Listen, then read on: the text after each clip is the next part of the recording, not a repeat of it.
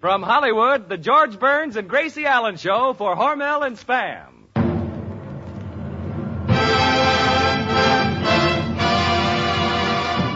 Crazy people.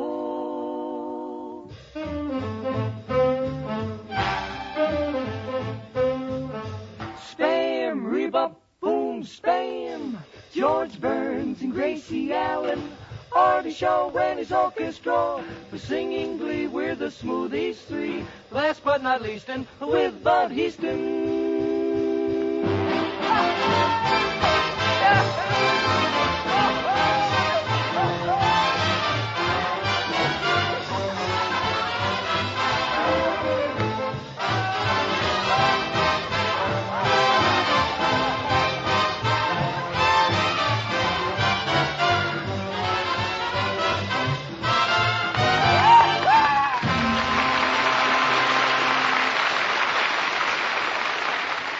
Yes, George and Gracie have dropped in for another visit. Of course, you've been expecting them, but what about those folks who drop in unexpectedly at mealtime?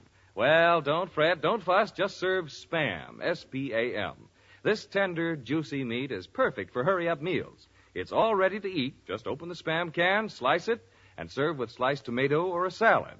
Spam is always ready for quick action because this delicious meat doesn't need refrigeration. And the rich, satisfying goodness, the tempting taste of Spam always makes a hit. Get a supply of Spam when you shop tomorrow and try the easy recipes on the label. You'll discover the easy way to please your unexpected guests because cold or hot, Spam hits the spot.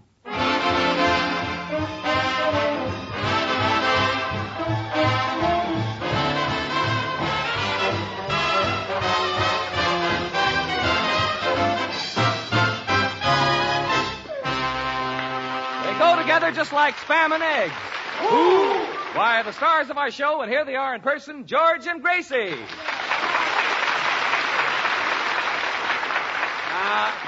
Thank you very much. Folks, you'll have to forgive me if I'm a little out of breath. But the minute we hear Artie Shaw's music, all of us on the stage here, we just have to dance. Oh, yes. George, did you see Bud and me doing the rumba? Yeah, what was that? Artie Shaw was playing a foxtrot, and why were you and Bud doing a rumba? Well, Bud used to be a football player. Well, what's a football player got to do with a rumba? Well, he's used to keeping the backfield in motion. I see. So, Bud, the rumba is the only dance you can do, huh? Oh, no, George. Do you know the can-can? Uh-huh. It's full of spam. Yeah, oh. Nice plug. Well, thanks, George. You're a pretty good dancer yourself. Oh, it's really nothing. Of course, I was a student of Nijinsky. Really? Let me hear you say something in Nijinsky. Say about temperature. Oh, good. It's not a language. Nijinsky was an internationally famous dancer. At one time, he had the world's largest ballet. Well, why did he go on a diet? Gracie, I'm sure you've seen ballet dancing. Look, I'll give you a demonstration. I'll put my foot out like this. Yes. See, then I'll point my toe and place my hand on my hip like this. Uh-huh. Then throw my head back gracefully like this. Oh, isn't he pretty? Yes, I'm a little dreamboat. I'll never forget one night in Cleveland. The ballet was doing the Dance of the Faun. And there I was in an amber spotlight singing the Pipes of Pan. The audience was spellbound. Senor Burns, you sang the Pipes of Pan? Yes, Senor Lee, I sang the Pipes of Pan. Which was worse, your pipes or your pan? Artie, will you put a muzzle on that South American guitar player? Sure, George, but first I'll have to take it off the piano player. Well, take it off. Now, George, don't let him upset you. I happen to know that you know a lot about the theater. In fact, my grandfather used to tell me about seeing you on the stage. When you were a kid? No, when he was a kid. Yeah. Oh. Well, anyway, I do know a lot about the theater. My father and mother were actors. As a matter of fact, I was born on the stage. Did you get much of a hand?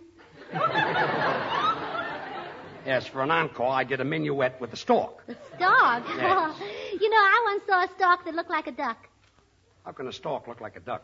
Well, I don't know. Maybe he wore his legs down delivering to Bing Crosby?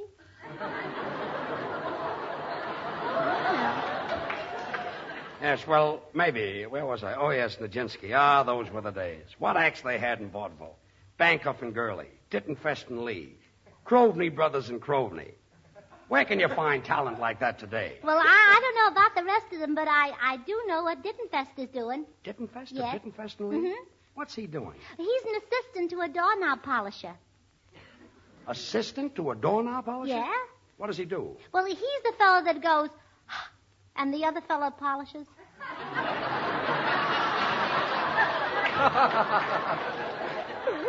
That's some job. George, as long as you're in an old-time mood, we smoothies would like to sing a real oldie, Alabama Bound. Okay, kids. Alabama bound. You know, I used to do that in vaudeville, too. Those were the days. You know, folks, vaudeville is in my blood. Oh, so that's where it went. Artie, you and Bud and the rest of you can kid all you want to. But if it hadn't been for vaudeville, I wouldn't have met Gracie. Remember, Gracie, the first time we met at the Hill Street Theater in Newark? You came into my dressing room? Yes, and you had a picture of that balloon dancer on the wall. That's right. And the minute I saw you, I took the picture down and put it in the wastebasket. And then you put the wastebasket in the safe. And then came all those tough years. I struggled and worked my fingers to the bone. Yeah, but you couldn't open the safe. Those were the days, yes. Smoothies, the song. I'm Alabama bound. There'll be no heebie-jeebies hanging round. Just gave the meanest ticket man on earth all I'm worth. To put my tootsies in an upper berth. Just hear the choo-choo sound. I know that soon we're gonna cover ground. And then I'll holler so the world will know. Here I go, I'm Alabama bound. Alabama, waiting for me.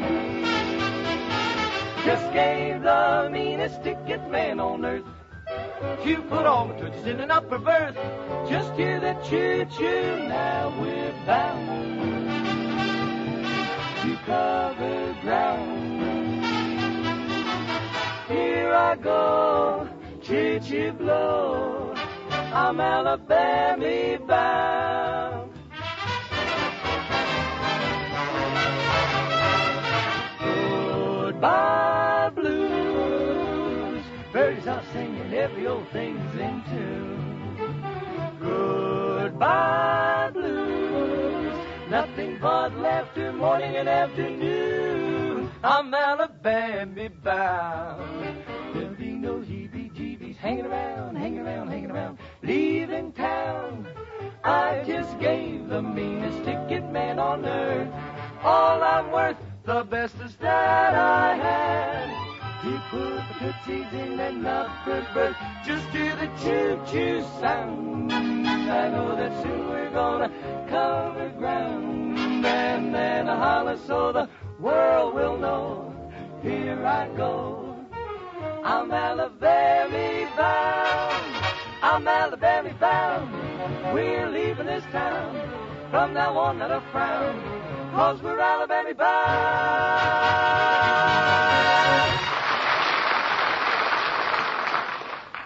Smoothies, that was beautiful. Well, tonight, ladies and gentlemen, we're going to do a play. We're going to give you our version of the popular MGM picture, Gold Rush Maisie. In this story... George, we're not going to do Gold Rush Maisie. We're not. No, I sat up 2 days and 2 nights and changed the whole title. You did. Well, what is it now? Gold Rush Gracie. That's some twist. That Isn't took you it? 2 days and 2 nights. Mm-hmm. How did you happen to think of changing Maisie to Gracie? Just blind luck, I guess. Well, all right, I'll do it your way. Tonight, ladies and gentlemen, we're going to do a play entitled Gold Rush Gracie. And I know you're going to like it because it's got a lot of old numbers. And I love old numbers. No, eso a mí me consta. Yo sé que a ti te gustan mucho los números viejos. Artie, what did Senor Lee say? Well, George, he says he knows you love old numbers. Oh, he does, huh? Yeah, he saw you out with one last night. Senor Lee, every week you start some new trouble. Why don't you go home and stay home? I cannot do that. My father, she has the measles. My father, she has the measles? Your father, too? Look, Senor, your father, he has the measles. Your mother, she has the measles. Your brothers, they have the measles. Catching, isn't it? Oh. Well, tonight, ladies and gentlemen, we're going to do a play entitled Go Rush Gracie. No. No? No, I changed the title. What is it now? Gracie of the Brown Derby. Gracie of the Brown... This is a story about a gold mine. What do you think the Brown Derby is?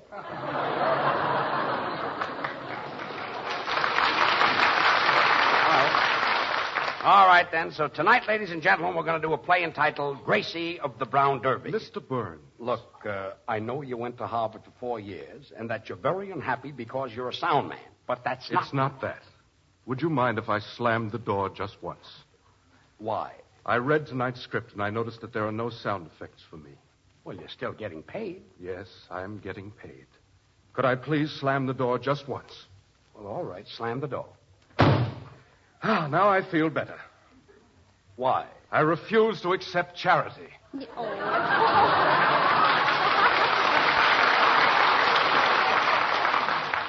Tonight, ladies and gentlemen, we're going to do a play entitled Gracie of the Brown Derby. No. You changed the title. Yes. What is it? She was killed wearing slacks, or she died like a man.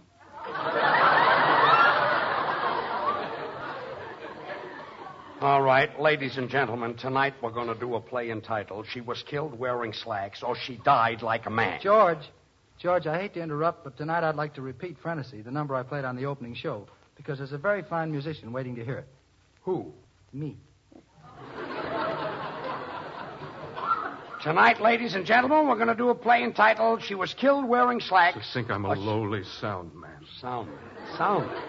Stop grumbling. To think I've got one brother who won the Pulitzer Prize and another brother who won the Nobel Prize. You've been telling me about those two genius brothers for weeks. Yes, and they're ashamed of my being a sound man. Well, if they're ashamed of you, why don't you quit? If I quit, they don't eat.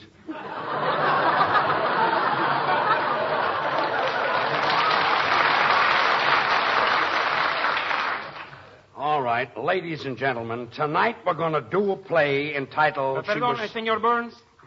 What is it, Senor Lee? How about a part for me in the sketch? Sketch? It's sketch. You don't even know your ABCs. I do too. A, B, C. Well? There's more? Tonight, ladies and gentlemen, we're going to do a play entitled She Was Killed Wearing Slacks, or She Died Like a Man. Now, I changed the title. The title is The Bus Drivers Who Wear Pajamas, or They Drive by 90.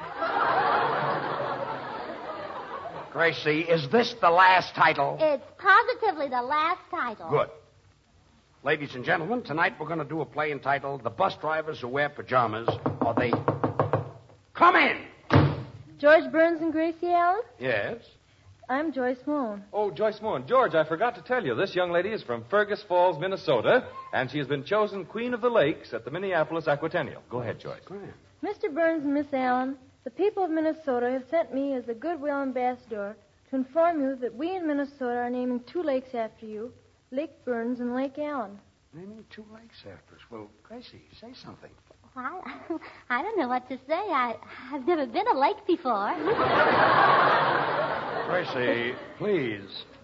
Here are 2 jars of water, one from Lake Burns and one from Lake Allen. As we knew you were too busy to come to Minnesota to christen the lakes, we brought the lakes here to christen you. Well, thank you very much. Oh, thank you. And before you go back, Miss Moen, I must give you some water from our Los Angeles River. That is, as soon as I can find a shovel. Miss Moen, we just can't wait until we see those 2 lakes. Oh, they're very pretty little lakes.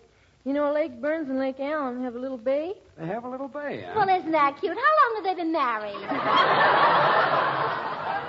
About 2 years. Oh. Well, goodbye. I've got to be running along. Well, goodbye, Miss Moen, and thank you, and thanks to the people of Minnesota. This is what I do for a living. Quiet, sound man. Pardon me, old man River. Oh. Tonight, ladies and gentlemen, we're definitely going to do a play entitled The Bus Drivers Who Wear Pajamas, or They Drive by 90. No. No! No. Now, I've really got the title now. Why I didn't think of this before, I'll never understand. This will really floor you. Well, what's the title? Gold Rush Maisie. Artie, play Fantasy. I heard everything.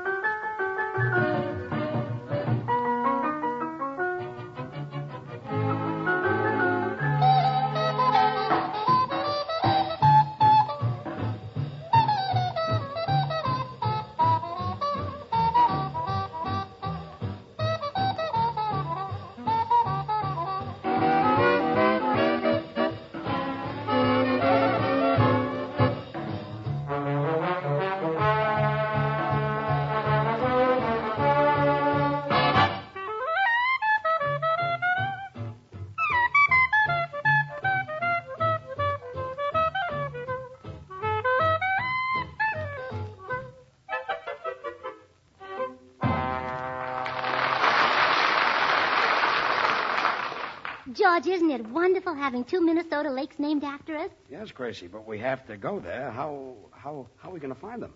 There are 10,000 lakes in Minnesota. But there's only one Spam. Spam? What's Spam got to do with our finding the lakes? Well, you'd be surprised. George, spell Spam backward. Spam backward. Let me see now. M-A-P-S. That spells maps. That's right. So if we want to find our lakes, all we have to do is look at some maps. Well, Bud, there's another easy use for Spam. It's a good thought, too, George, because Spam is so easy to use. This delicious tender meat goes hand in hand with warm weather lunches and suppers. When mealtime rolls around, just open a can of Spam, slice this grand-tasting meat, and serve with your favorite salad or make plain Spamwiches. Spam is all ready to eat as soon as the can is opened. Now, here's another hint. Follow the Spam platter idea that Bubble served at luncheon in Gracie's honor the other day. Put a mound of cottage cheese on a platter, then a ring of sliced tomato, and surround the platter with slices of Spam.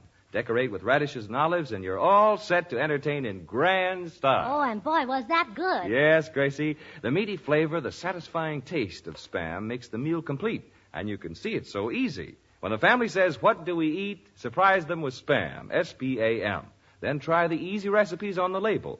Be sure to ask your food dealer for Spam, a Hormel product, when you shop tomorrow. Slice it, dice it, fry it, bake it, cold or hot. Spam hits the spot.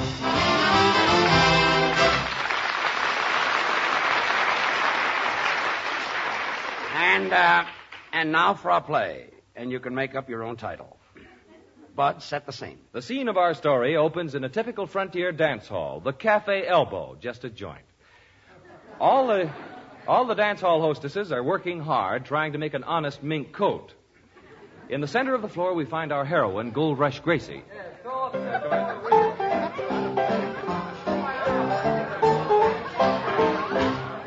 the dance is over, Killadilly Shaw, and I sure enjoyed it. I'm mad about you, Gold Rush Gracie. You got me walking around in circles. Well, with your bow legs, what else can you do? Hello, Gold Rush Gracie. Sheriff Burns. Sheriff, you're just in time. Dead-Eye Dawson is here. Dead-Eye Dawson? Yeah. Why, he's a killer. Quick, let's call the posse. Oh, I can't. Why not? The posse's outside having kittens. Out of my way, Gold Rush. I'll get him. Where is he? Oh, there he goes. He's heading for the free lunch counter. Well, out of my way. Ouch. You got him, Sheriff. I got him? Well, where did I get him? Between the chopped liver and the cold cuts. That's a mighty painful place. Well, there goes Dead-Eye Dawson, the only real bad man in the town. The only man I could have loved and married. I love bad men. I love good men. I love tall men and I love short men. I love men. Quiet. I can go out like this for years. I know. Gold Rush Gracie, according to the terms of your father's will, if you're not married by 5 o'clock today, your gold mine goes back to the one your father hates the most. You mean to Mama? Yes, I mean to Mama. And Gold Rush, you've only got a few minutes left to pick out a man and get married. What do you say? Nick, give me a drum roll. Drum roll. Now, come on, boys. Get around me. Boys, you all know I'm going to lose the gold mine if I don't get married before 5 o'clock. That's right, yes, sir. So now we're going to hold a contest, and the toughest man gets me and my gold mine. Oh, boy, that's going to be Oh, but wait a minute, boys. Wait a minute. The man I marry must be as bad as my pappy. Well, what did your pappy do? Well, he once met an Italian with a sore throat, and pappy did something that was terrible. What did he do? He tied knots in his spaghetti. He did he? Yeah. Make way for Gold Rush Gracie's new husband.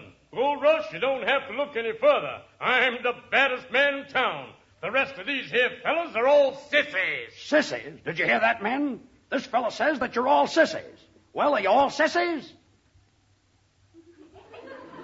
Well, are you all sissies? Well, are you? Don't rush us, kid. We're trying to think.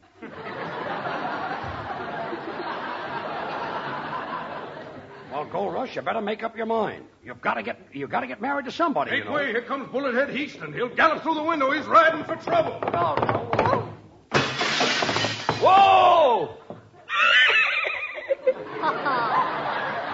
There. He's a fashionable unit, this kid. You call that riding for trouble? When my pappy rode, there was real trouble. How come? Well, he didn't know how to ride. Oh, well. Out of my way, varmints. Gold Rush Gracie, if you're looking for a real bad man to marry, I'm a man with a record. On my right arm here, I've got tattooed names of the men I've killed. On my left arm, I've got tattooed all the names of the banks I've held up. And on my back, I've got tattooed, well, you wouldn't be interested. Oh, well, yes, I would. Come here, let me read it. Listen, boys. Fuzzy Wuzzy was a bear. Fuzzy Wuzzy had no hair. Fuzzy Wuzzy wasn't fuzzy. Or was he? Well, what do you think of Fuzzy Wuzzy? It's pretty lousy. You've got a poem tattooed on your back and your record tattooed on your arms, eh? I got something on my chest, too. Well, what is it?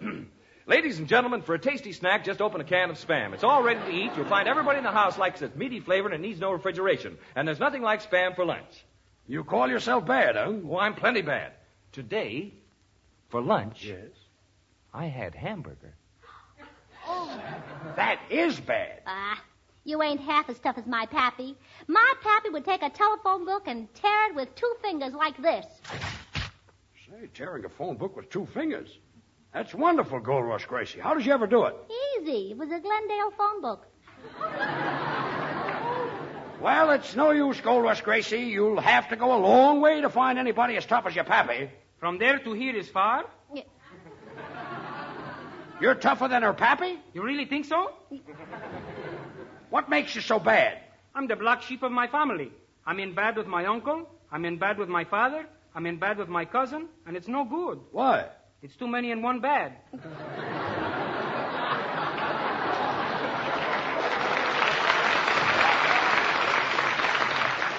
Well, Gold Rush, your time is just about up. Well, I guess I'm going to lose the gold mine after all. Oh, don't take it too hard. Come on over to the piano and I'll sing you a little song. One April showers all will come your way. Oh. For they bring flowers of that blooming May. Oh, stop, Sheriff, stop. After hearing you sing, I've made up my mind that you're the man I'm going to marry. Why? Because nobody can be as bad as you are. Is that so?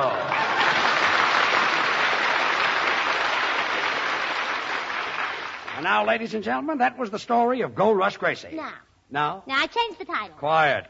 Gracie will now sing I'm Nobody's Baby. Play it, Arthur.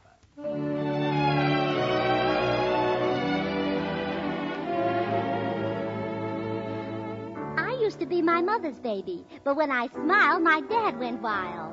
Whenever we had company, they'd bounce me on their knee, and the neighbors thought I was a darling child, I think.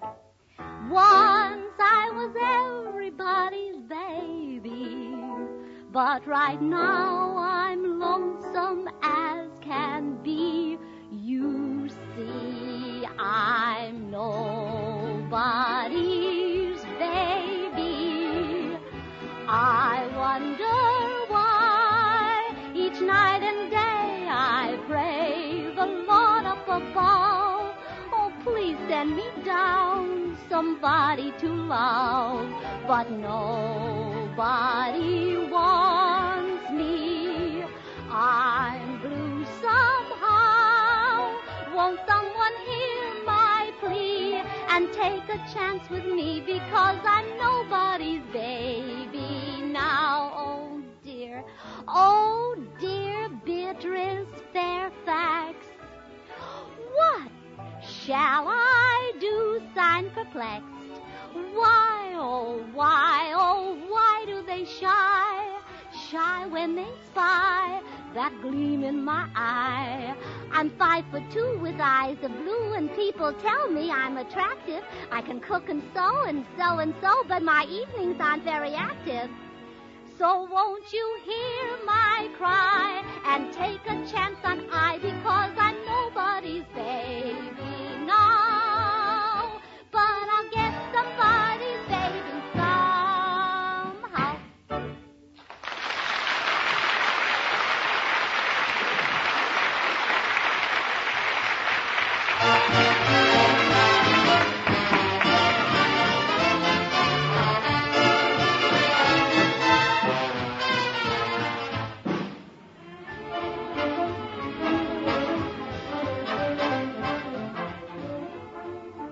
Friends, when the weather is hot and sultry and appetites are dull, here's the way to give your family grand-tasting food that's easy to fix. Just open a can of Spam, tender, juicy meat that's all ready to eat. Slice it and serve with your favorite summer salad.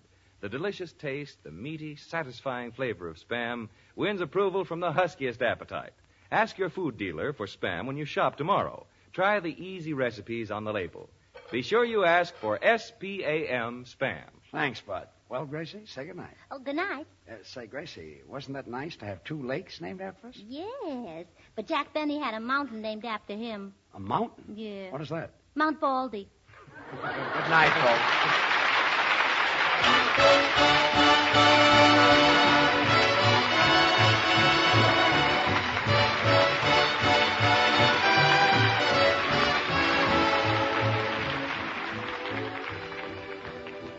Be with us again next Monday night, same time, same station, for another George Burns and Gracie Allen show with Artie Shaw and his orchestra and the Smoothies. Until then, this is Bud Easton reminding you to remember that cold or hot, Spam hits the spot.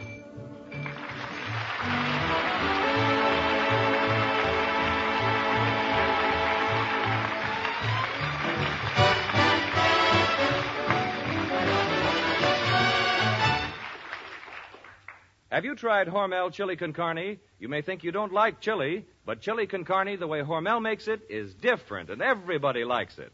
Double your money back if you don't like it. Try Hormel Chili Con Carne tomorrow. This is the National Broadcasting Company.